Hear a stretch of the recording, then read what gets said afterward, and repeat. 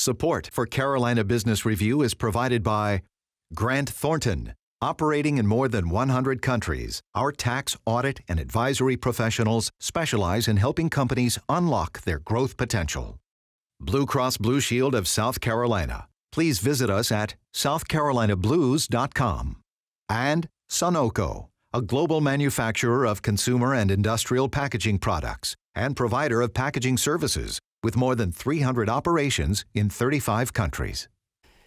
Donald Trump definitely has a mandate, but what is that mandate? And with clear-minded fairness, without bias, can we begin to see what the electoral directive really is? I am Chris William, and welcome again to the most widely watched source of Carolina business and public policy for more than 25 years now. Seen every week in every market in every town in North and South Carolina. Thank you for supporting us. If we couch the partisan debate in only race or class or fear, we greatly limit our ability to somehow fly clear of the fog of hyperbolic emotion and truly understand how we came to where we are at this moment with the leader or the set of leaders that we have at this moment. While the Tar Heel State has been dominating the socio-political headlines, South Carolina has and is not without its voter and communal dysfunction. So next, a very special panel with insight on these and related issues. Please stay tuned. Major funding also by Novant Health, bringing you world-class technology, clinicians, and care when and where you need it. The Duke Endowment, a private foundation enriching communities in the Carolinas through higher education, healthcare, rural churches, and children's services. And by Blue Cross and Blue Shield of North Carolina. Who's responsible for rising healthcare costs? Join us and many others in a candid discussion at letstalkcost.com.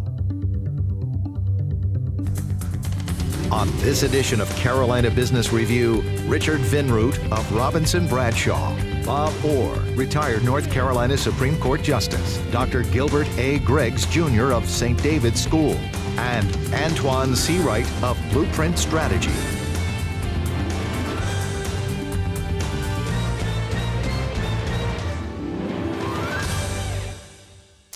Welcome again to our program. Gentlemen, good to have you here. You know, Right. It's always the great part of the dialogue is right before we start, because that's when everyone is really like leaning in, and then the lights come on and some of the fun comes out of it. Antjuan, let's start with you. Yeah, sure. You know, when did we start this whole idea of politics in the 21st century and where we are with this president and two new governors in North and South Carolina and some of the debate that goes on in cocktail parties, let alone the halls of the General Assemblies? How did we find ourselves talking to each other or not listening to each other? This idea of running for re-election. The reality of it is that we campaign a lot different than the way we govern. And if you want to be re-elected, and there are numerous of factors that factor into that, but if you want to be re-elected, you have to govern nowadays, because of the 24-hour news cycle, almost the way you campaign. And in South Carolina, North Carolina, and I think across the country, elections for the most part are won and lost in primaries. Dr. Greggs, have to ask you this. Did our parents didn't raise us this way? They did not. In fact, debate in this country, I think, really shifted probably with Newt Gingrich, in my estimation. And now, for example, social media magnifies every mean-spirited comment, 1,000 times. We live on Twitter and we live on Facebook, and we campaign with sound bites. And what happens is the ideas get shortchanged. That happens. And when ideas get shortchanged, we don't listen to one another. Ideas are about listening to one another. As soon as we start listening and talking back and forth with one another, ideas emerge. And that's what elections should be about. It's become not popular to not listen to each other. Right. Because that's what gets you elected. Yeah, and I'd have to say that the 24-hour news cycle is really an entertainment cycle. And entertainment is driven by controversy and antagonistic personalities that draw viewers, and so that's what they're looking for. They're not looking for the quiet, substantive discussion among thoughtful people. Mayor, I mean, how's this washing over you? Well, I watched it, and probably the oldest guy at the table. More seasoned. Seasoned. More seasoned. I've watched the evolution. We've really become a red country with some blue dots. And in North Carolina, we are a red state with some blue dots. And geographically, we're beginning to get behind walls, literally, of we vote for these kind of folks and you vote for those kind of folks. And I think there is sort of a we-they that grows out of that. I also think that what happens, and I don't disagree with what you men have said, I think there's a way of talking to each other. I mean, you don't talk to a neighbor the way you talk on television to a rival politically. And if you're not going to talk to somebody in a decent way, then you're not going to treat them in a decent way. So not to interrupt you, Mayor, but so how did we go from this idea that the fringes now are being in the media, and it's easy to couch everything in the media, it's the media's fault. You mean the fake media? Well, yeah, I'm sorry. Or the legitimate media. But I mean, how did we go from the idea that the fringes are now the mainstream, Well, or I think, at least covered? I think that's back to what we talked about before we went on the live screen. The gerrymandered way in which we set up our districts now are designed to bring the far right to win one set and the far left to win the other set, and folks in the middle really are not at play these days. There are now 435 congressional seats in Washington. Of those 435, less than 30 are serious November elections. The other 400 plus are primary elections, or more likely not even primary elections. They're decided on the filing deadline, when the only candidate who filed was the far left or the far right in the designed district. And there ends the discussion. I tell a story. When I was a boy, Charlie Jonas was our congressman from over in Lincolnton in this area, Mr. Republican in this part of North Carolina. He would drive to Washington and stop in a little town of Tarboro to pick up L.H. Fountain, who was his next door neighbor in Washington. Mr. Fountain was a Democrat. They were great friends. They were great buddies through law school and college and so forth. Fast forward, I was with Martin Lancaster, who was a congressman from Goldsboro, who'd gone back to, he's not in Congress now, he'd gone back to get together with some friends in Washington, and he went to sit at a table with some Republicans. Martin's a Democrat. And he got chastised by the Democrats that he sat at the table with these guys. Well, we've gone all the way from riding in the car together to get to work to we can't even sit together at lunch. That's how far we've come. And to me, single issue campaigns and groups have driven part of this antagonistic dialogue. I mean, and I'm not picking on the NRA or else we'll get a lot of letters, but I mean, you know, if you're a Republican, you got to be for guns. I mean, it's inconceivable in anybody on the other side looking to modify gun control or impose some restrictions. You know, it's an all or nothing. You're either 100% with us, you're 100% against us. And I think that creates some of these conflicts. You know, I'm not sure that America tends to vote on issues anymore. If you look at where we come from 2008, there were a lot of issues post-Bush 43's presidency that were facing this country. But this idea of hope and change transcended politics, it transcended race, gender, socioeconomic, and Barack Obama became the historic 44th president. If you fast forward the tape to 2016, there was not one time from the primary to now that Mr. Trump, President Trump, has talked about issues. He's been all about kind of tapping into the emotions of voters, particularly in rural America, and that's how he got to be president. Okay, so let's take that in another place. Gilbert, jump into this, because here's the thing about, I think what happens with Trump is we get focused on the personality. I'm sorry, we get distracted by the personality. He does that on purpose, let's be clear. Without a doubt. Let's be clear. There is absolutely no doubt he does it on purpose, and he's leveraged this thing. But how can we just kind of white out what his personality is and look at it for what it is, and that is, how did we get, whether it's him or anybody else with another face or another personality, how do we get to this position where as desperate as we needed to be to have a man like Donald Trump in the office to make some change? Because isn't that what we're talking about? I think it is what we're talking about. And I think that the problem really is that when political debate is televised, when it becomes a kind of circus or entertainment, as Bob was trying to say, that we lose a certain kind of wit, we lose a certain kind of subtlety in the debate. I'm reminded of Abraham Lincoln when he was running, for the Senate. He was accused of being actually a racist, and he was accused of being two-faced. And he was able to stand up in front of a group and sort of win them over by saying, if I had two faces, do you think I'd be out in public wearing this one? And everybody would laugh, and then people would loosen up, and then you can have a discussion about views on race.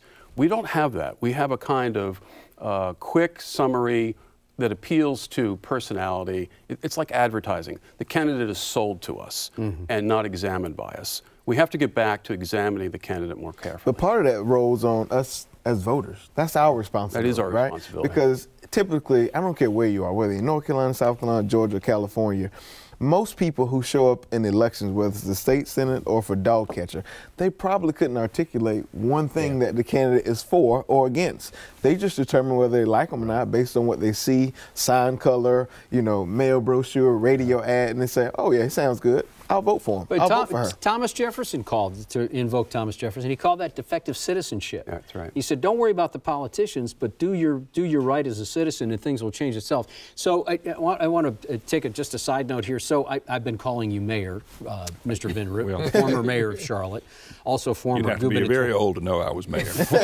Former gubernatorial candidate, former North Carolina Supreme Justice, former candidate, and. Let me ask you both about something. Let's talk about this idea of redistricting. In South Carolina, Senator Setzler has brought up this idea of a new redistricting. But Mayor, you're also on a panel with former Governor Jim Martin, who is a Republican, to talk about. Tell us what to do. Well, Jim and I are talking about to the leadership of the legislature, which is Republican, about creating for North Carolina a nonpartisan redistricting commission that would draw our lines in the state legislative races and the congressional races. And that committee of people appointed by the legislature would then come back to the legislature for an up and down vote of what they recommended. And that would be the limit of the politicians' involvement in voting up or down what this staff created. And they would be sworn basically to do it on certain bases and comply with certain rules.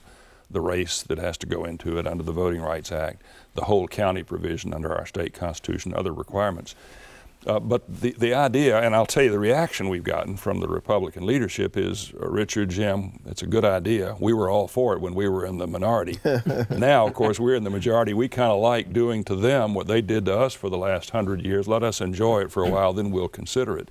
So I don't think there's going to be any rush to do that. And frankly, as a Republican who understands how badly it was done to the Republicans, I'm sympathetic to that argument. Right. But I think. But does that make it right, Mr. No, it's Mayor? not right. Okay. It was never right for 100 years, and it's not right for the 2 or 3 years we've done it. But let's be fair. We've got to figure out a way that politically is acceptable. The truth is, both sides are terribly hypocritical about that. Of course they are. All the folks who want to do it now are basically Democrats. Right. All the folks who wanted to do it 5 years ago when we were in the minority and had for the last 15 years were all Republicans. Sure. Well, no one wants to cede power. I mean, that goes against the grain in politics. And so we're asking the party in power to give up the control of drawing the districts. But as we were talking before we went on air, we need to have solid criteria on how you draw districts, what the districts look like, so that no matter who's drawing the districts, whether it's the legislature or an independent commission, that there's only so much you can do with that computer to kind of cook the books in your favor, and that the focus really is on putting together functional, reasonable, fair districts for both political parties. Is Senator Setzler in the South Carolina Senate? So his proposal. That proposal is to have a public referendum. Essentially. So the Inspector General would appoint an independent commission. They would create a plan, statewide, congressional, legislative, and then that plan would be voted on by the people, the voters. And so what will happen is the voters will decide who their representatives are versus representatives deciding who their voters are. Now, for context, Nikki Setzler is the longest serving member of the state Senate. He has always ran in the most swing district in South Carolina and has continued to be reelected as a Democrat. His campaign signs say a caring conservative. Yet he's a Democrat, he's a pro-business Democrat, he's all the things that a typical moderate Republican would represent, and he continues to get elected. So how do we get, did I interrupted you, Mayor? No, I forgot my thought. It wasn't that important.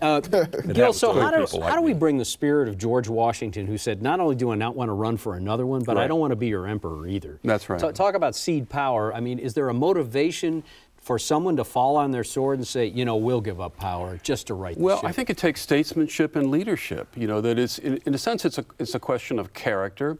It's a way to lead and change the terms of debate. What people have to do is be more concerned about the fairness of the process rather than the efficiency of getting elected. And I understand that, you know, you need to get elected to do some things, but we have to start listening to one another. We have to start caring about each other.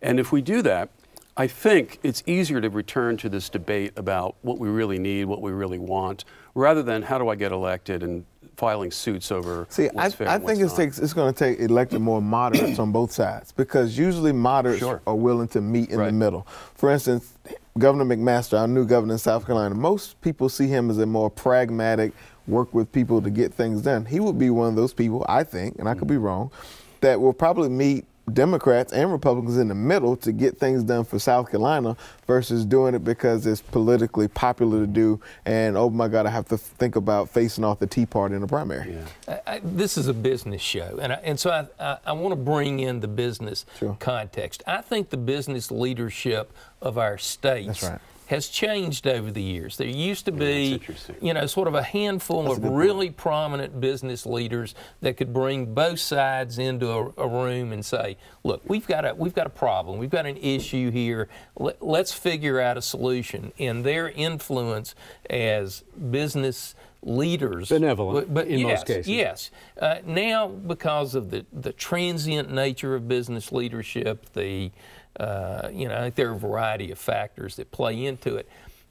We don't have the Hugh McCalls. We don't have the Jim Hunts, the Bill Lees. I mean, you know, the people who played a prominent Carol role. Campbell. You know, these dudes. Well, I want to come. Since you brought this idea up, there is a publication, the Edelman Trust Barometer. I don't know if you've heard of this, but it's for years a widely followed and respected source of clinical research around global trust. And the 2017 barometer revealed the largest drop ever in trust in a couple of important points. CEO credibility dropped by 12 points. Government leaders are now 29% trusted among the population, which is the least of any leader. 53% of those polled believe that the current system has completely failed them, and only 15% of the population thinks our system is working. So no wonder we end up with a CEO in charge of the United States like Donald Trump. And not to say he's wrong or right, but just I think the fact that he is outside the distribution of a norm political operative here, I'm afraid that gets lost on us, that we have now an extreme, if it were, and I'm sorry to go on about this, but there is, I promise there's a question in here. When a company gets off the rails and into a ditch, the board of directors will hire someone that will come in to fix it. A fixer, and I feel like our current president is a fixer. Oh my God! So how can we embrace the fact that we are in a ditch to some degree, and not? And Richard, I come back. Well, I to think you. people are cynical generally. I mean, I don't think that Donald Trump's election is as surprising as we're making it. Really? For example, no. I think that I heard this is an interesting thing. I was listening to a group of former elected officials. One was a former governor of South Carolina, one was a former senator from Nebraska, and one was Barry Goldwater, Jr. This was a month before the election. They were talking about who would win, and the thinking was, well, the polls show that Mrs. Clinton will win. And one of the people speaking said, well, and a lot of what Mr. Trump says is just nonsense. And Mr. Goldwater said, you know, I don't agree with you. He said, you're not listening to the right thing. It's not what Mr. Trump says, it's the way he says what he says. The reaction is emotional, it's visceral. he has a voice that reflects the voice of a lot of Americans who do think, in fact, that what's going on in Washington is nonsense. And the way that people talk to each other or don't talk to each other or essentially waltz around issues is not real America. Real America is a lot of what these folks watch on television, where people shout at each other and say things in a tough voice. Which I think that is America today. It's not that it's bad, it's just what it is. So I don't know that a good leader that's calm and thoughtful is necessarily what America wants. They may need that, but that's not what they want right now. I think there's a rhetorical disconnection, though, Richard, that I think the best line I heard about the election was that Trump supporters took him seriously but not literally. Right. The press, the liberal press, essentially took him literally but not seriously.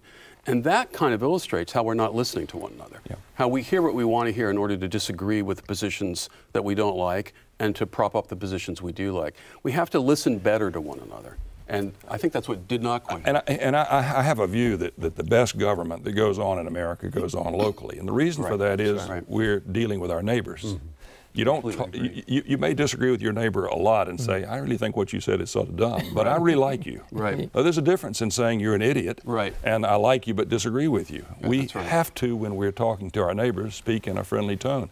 The farther we get from our neighbors and say what we say, the more irrational and loud and boisterous we can be. Our children see, they're learning from television and from the media, and the images, the role models that we grew up with that provide the proper way to have a dialogue and discussion, the kids don't see it. And it's all about getting in your face and being controversial and Bob, you know, Bob, it's even, let me tell you where you see it. It's sports. Yes. It's sports. I mean, in sports, when you lose, you say, "Great game, Bob, I'll get you next time." That's the way you do it. You're supposed to be a good sport.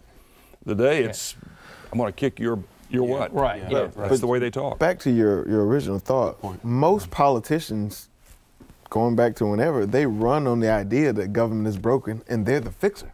And so that's what the average voter is dependent on. They're depending on, you know, Billy Joe or Leanne to go in and be the fixer of a broken government system to deliver services better. And that's been the biggest load of meatloaf that any politician could ever sell. But in addition to that, the media in fact hypes this because the media focuses on the broke. They don't focus on the fix. Well, and the whole thing is to tear down whatever we can get our hands on. So because it was that way and is that way, aren't we called to a higher sense of citizenship, advanced amen. personage? I agree with you, and that's the only way we're going to get back to the meeting place middle, the moderate middle. I appreciate, although we don't agree on much, I appreciate when Senator Graham and Senator McCain call out Donald Trump, President Trump, when he is literally wrong about issues that impact everyday American people. And we have to have more leaders, even on our side. Look, if Democrats are wrong, there were Democrats who called out President Obama when he was wrong on issues because they didn't think it was good for America. And in order for us to get back to the meeting place middle, that's what it's going to take. We've got a couple minutes left, and I want to ask the former politicians and public servants here this question. North and South Carolina have new governors, new day in both states. In North Carolina, and we literally have a minute and a half left, in North Carolina, Governor Cooper came out of the gate swinging with the General Assembly. Good. I've never been in that seat, so I don't know what is right and what isn't right. Mayor, was that the right tactic? Is that the right? Well, I'm a Republican. You're not going to get an unbiased view, but I think not the right tact. I mean, the reality is the legislature controls right now in dramatic fashion, veto-proof fashion, what happens in this state for the next 4 years. And they apparently didn't like the way he handled himself as Attorney General, didn't like the way he defended some of their bills and didn't defend others. And so they came into their offices not real happy with it. But the people voted for him. Yeah. It's a no-win proposition for the governor, as Governor McCrory found out.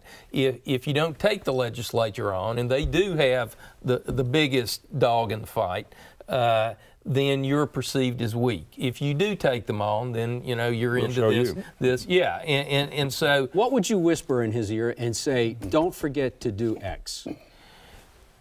Well, and I think Governor Cooper is doing this. He's trying to develop individual relationships with people in the legislature because he served in the legislature. I think that was the difficulty that Governor McCrory had. And while the General Assembly, by the passage of laws, that strip powers sort of precipitated, Right. you know, this controversy. I think he needs to continue working to try to build individual relationships. All right, Judge, thank you. That's going to be the last word. Judge Orr, thank you. Antjuan, good to have you here. Thank you. We're going to be watching that Setzler bill going forward. It's a Dr. Greggs? Republican-controlled General Assembly.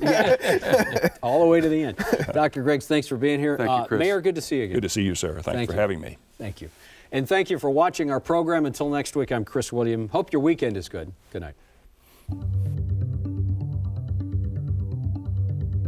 Major funding for Carolina Business Review was provided by the Duke Endowment, a private foundation enriching communities in the Carolinas through higher education, healthcare, rural churches, and children's services. Blue Cross and Blue Shield of North Carolina. Who's responsible for rising healthcare costs? Join us and many others in a candid discussion at letstalkcost.com. Grant Thornton. Operating in more than 100 countries, our tax, audit, and advisory professionals specialize in helping companies unlock their growth potential. Novant Health, bringing you world-class technology, clinicians, and care when and where you need it. Sunoco, a global manufacturer of consumer and industrial packaging products and provider of packaging services with more than 300 operations in 35 countries.